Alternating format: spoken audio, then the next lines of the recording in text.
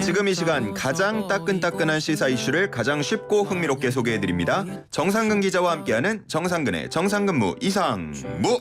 정상근 기자 함께합니다. 안녕하십니까? 네, 안녕하십니까? 네, 반갑습니다. 네, 반갑습니다. 앞에 저희 슬라고식 퀴즈 들으셨는데 네. 저희 청취자분들을 위해서 짧게 뭐 힌트 하나 가능할까요? 글쎄요. 여기 네, 힌트가 필요할까요? 라는 생각이 1번 드네요. 데시벨상, 2번 덤벨상, 네. 3번 노벨상, 4번 징글벨상. 네, 이 벨자가 들어간다고 이게 상 모으셨나 보죠. 그렇죠. 네. 예. 어쨌든 뭐 노래는 아닌 것 같고, 네, 뭔가 드는 것도 아닌 것 같고요. 네. 좋습니다. 정답 아시는 분은 단문 50원, 장문 100원, 샵 0945로 보내주시고요. 자, 이제 오늘 정치 이슈들 한번 살펴볼 텐데 네. 먼저 이 얘기부터 해보죠. 감사원의 서면 조사 요구를 받은 문재인 전 대통령. 이 통보한 사실이 좀 뒤늦게 알려지는 것 같아요. 네, 그동안 감사원에서는 7월 중순부터 이 특별조사국 소속 10여 명을 투입해서 예. 이 청와대 국가안보실과 국정원 그리고 국방부 해경 이렇게 9개 기관을 대상으로 이 서해 공무원 피격 사건 관련된 감사를 벌여왔는데요. 예.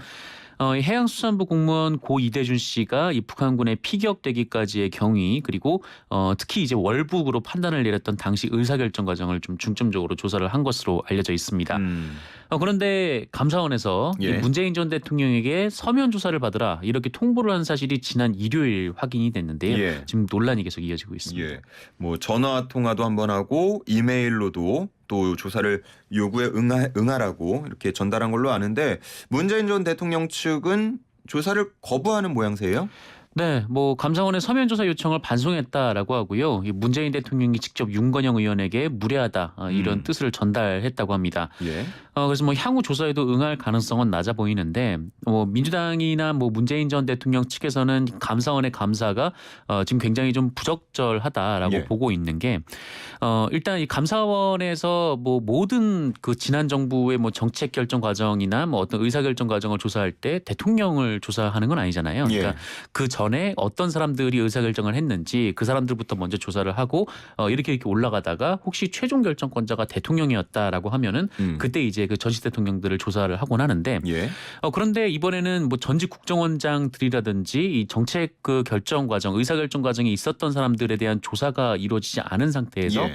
네, 바로 이제 문재인 전 대통령에 대한 조사를 통보했다. 지금 이 점을 가장 문제점으로 꼽고 있는 것 같습니다.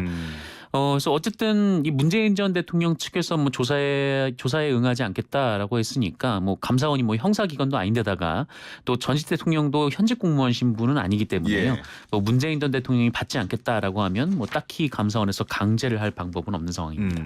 강제할 방법이 없음에도 조사 요구를 했다라는 거는 민주당 측에서는 어쨌든 엮겠다. 네. 이런 의도로 보고 있는 겁니까?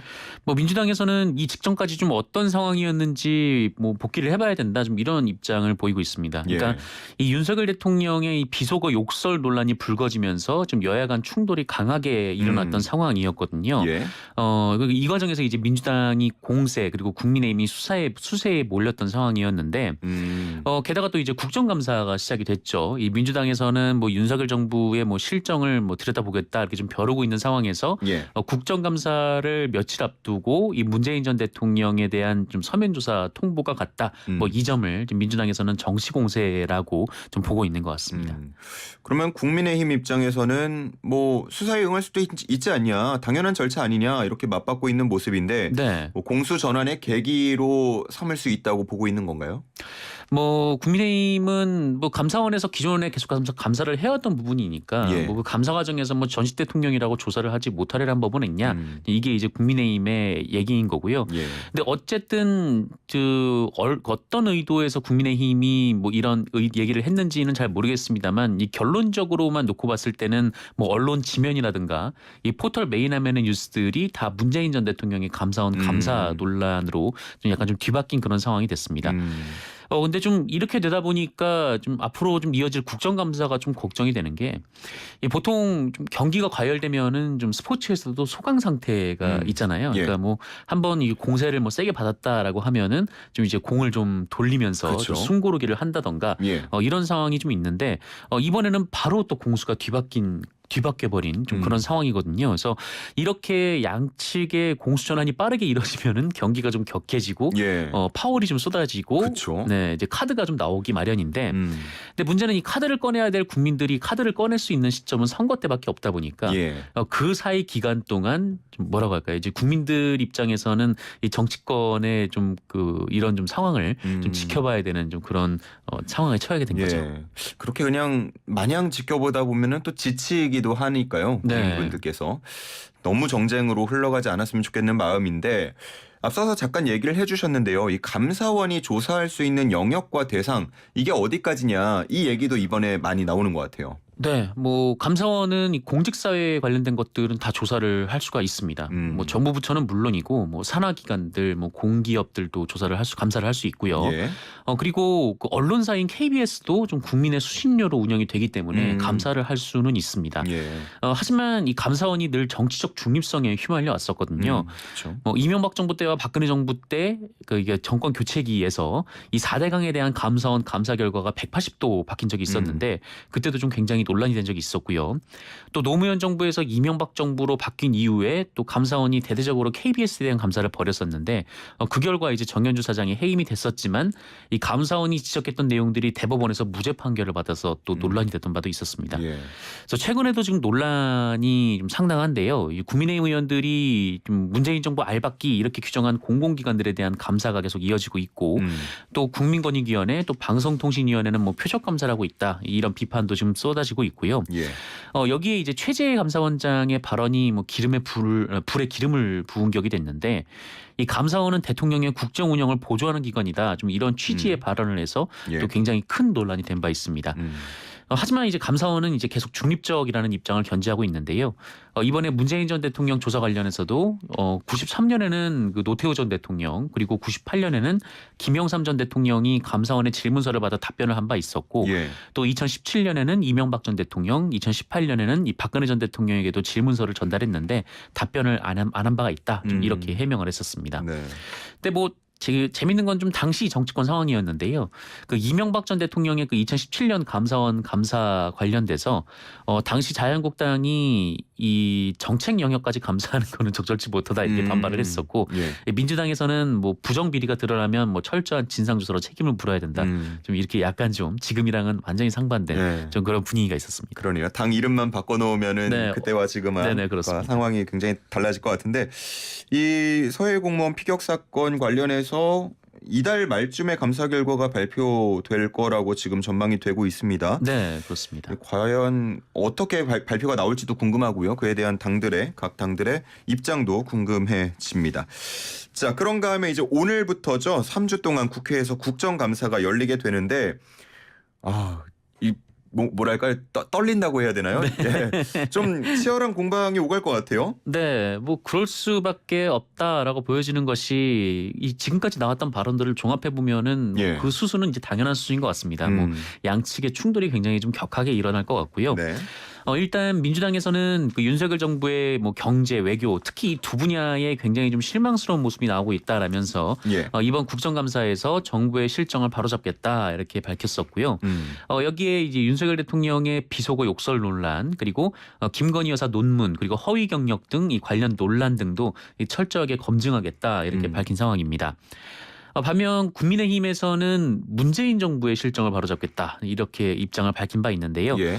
주호영 원내대표 같은 경우에는 그 이번 국정감사는 문재인 정권의 5년을 평가할 수 있는 마지막 국감이다 이렇게 입장을 밝히기도 했고요. 예.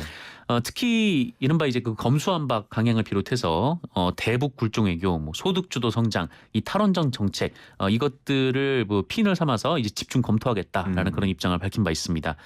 여기에 어제 또 이 김대기 대통령 비서실장의 발언이 또 있었는데요. 예. 김대기 실장이 내각뿐 아니라 그 여권에 대해서도 이런 말을 했는데 야권의 정략적인 공세에 대해서 단호하게 대응해달라. 이런 입장을 밝혀서 아마 이번 국정감사에서 굉장히 큰 충돌이 벌어지지 않을까 좀 그렇게 생각이 되고 있습니다. 그렇군요. 가장 치열한 공방을 펼치게 될 상임위라고 한다면은 어느 쪽이 될까요? 오늘 치러지는 상임위 중에서는 뭐 외통위, 네. 외통위 감사가 될 것 같은데 왜 그렇게 말씀드리냐면 외통위 감사가 시작한 지 30분 만에 예. 정회가 됐습니다. 네. 왜냐면은 이 민주당에서는 그 윤석열 대통령의 이 순방 외교 논란을 좀 강하게 질타를 하면서 예. 이 박진 외교부 장관에게 자진 사퇴를 그랬죠. 압박을 했었거든요. 근데 박진 장관이 그 외교부 장관이니까 외통위 국정감사에 나왔단 말이죠. 예. 그래서 이제 뭐 이런 장관을 상대로 뭐 국정감사를 할 수 없다라고 얘기를 하면서 이제 그 국정감사가 정회가 됐는데 국민의힘 측은 이게 야당과 언론이 윤석열 대통령의 발언을 왜곡하고 보도한 게 본질이다. 좀 이렇게 얘기를 하면서 좀 엄호에 나설 것으로 예상이 되고 있습니다. 예, 그렇군요.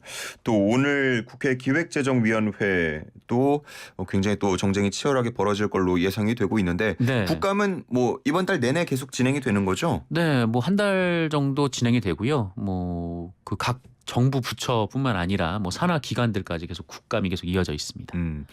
혹시 뭐 특별히 관심을 갖고 있는 대목, 뭐 주제, 뭐 등등 있으십니까? 뭐 아무래도 지금 뭐 물가라든지 뭐 환율 뭐 이런 것들이 굉장히 좀 다급한 상황이다 보니까 예. 뭐 관련 상임위, 뭐 기재위라든지 뭐 정무위 뭐 이런 쪽으로 눈이 갈 수밖에 없는데 하지만 대체로 그런 얘기가 다뤄질 거야? 네, 언론에서는 그쪽으로 다 눈이 잘 안 가는 모양이더라고요. 예. 아니 고물가 고환율 이런 경제 돌파구를 찾는 자리가 되면 참 좋을 텐데 네. 또 지금 얘기들이 나오는 거 보면 부자 감세 논란, 뭐 영빈관 신축 예산 문제 뭐 이런 것들만 다뤄지다 끝나지 않겠냐. 네. 이런 전망들도 있는 것 같아요. 그렇죠. 뭐 아무래도 뭐 국정감사라고 하면은 뭐 지금 당장 당면한 그 현안 과제들도 굉장히 좀 중요하지만 이 세금이 잘 쓰이고 있는지 또 정부가 제대로 행정 업무를 수행하고 있는지 이것을 이제 집중적으로 파고드는 것이 국정감사 아니겠습니까? 그러다 보니까 뭐 매년 국정감사는 늘 비슷했거든요. 그러니까 예. 여당은 야당의 좀 공세를 좀 차단하는 그런 역할을 하고 야당은 그야말로 이제 야당의 시간이다 좀 이렇게 표현을 하면서 예. 국정감사에 임해온 측면이 있는데 다만 올해는 정말 좀 유독 유독 충돌이 더 강해질 것 같습니다. 예. 왜냐하면 일단 지금 나오는 논란들이 쉽게 종료가 되지 않을 논란들이기도 그렇죠. 하고 그리고 좀 뭐라고 할까요? 좀 윤석열 정부의 어떤 문제점이 딱 지적이 되면은 여기에 대해서는 뭐 잘못한 부분이 있으면 사과를 하고 좀 그렇게 넘어가야 되는데 예. 정부에서 좀 이렇게 좀 굽히고 들어가는 모습들이 잘 보이지도 않는 좀 그런 상황이다 보니까 항상 국정감사에서는 그 피감 기관들이 뭐 그야말로 뭐 가불관계로 따지면 을이거든요. 네, 그야말로 이제 뭐 뭐라고 할까요? 그 피감기관 현장에 가보면은 뭐 굉장히 좀 그 긴장하고 뭐 그런 예. 모습들이 보이는데 이 김대기 대통령 비서실장이 말한 것처럼 단호하게 대응을 하라 좀 이렇게 나와버리다 보니까 이게 그냥 그 질이라든지 어떤 질책이라든지 이런 것들이 양측의 충돌로 이어질 수 있는 그런 상황이고 예. 그렇다 보면은 뭐 이게 뭐 질문이 더 나아가지 못하고 그냥 좀 굉장히 좀 피상적인 영역에만 머무르는 좀 그런 결과가 돼버리기 때문에 예. 이렇게 되면은 뭐 민생이라든지 좀 우리 국민들에게 좀 가까워 보이는 그런 이슈들이 잘 다뤄지지 않을 가능성이 높죠. 늘 국감이 진행될 때 보면 이른바 국감 스타라고 불리는 네. 의원들이 등장하곤 하는데 이재명 민주당 대표도 그 후보가 될 수 있을까요?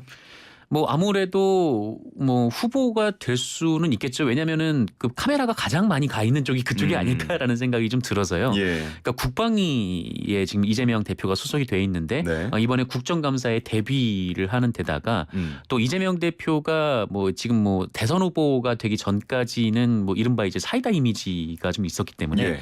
이번 국정감사에서 좀 그런 모습을 보일 것인지도 언론의 좀 주목 대상이 될 것 같습니다. 그래서 이번 국감에서 좀 많은 언론들이 주목하는 사람이 이재명 의원이 되지 않을까 싶고 예. 또 역으로 보면은 그 이재명 의원과 관련된 건들도 네. 지금 국감에서 상당히 많이 다뤄질 거란 그러니까요. 말이죠.